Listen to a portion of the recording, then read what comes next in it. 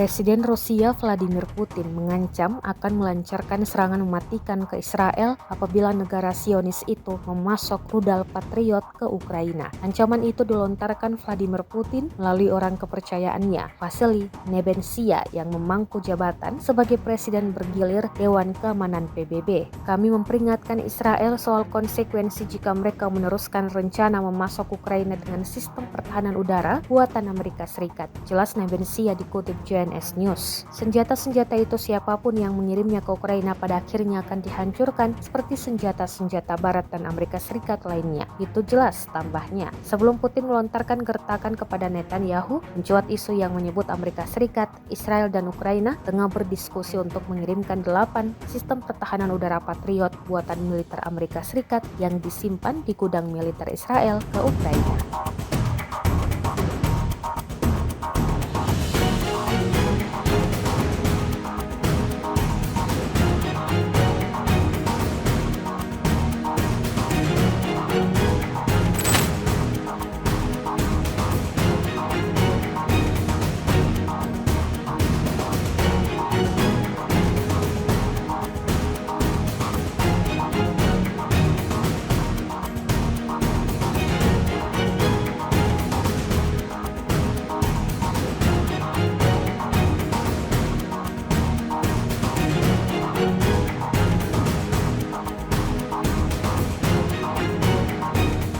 Download Tribun X sekarang, menghadirkan lokal menjadi Indonesia.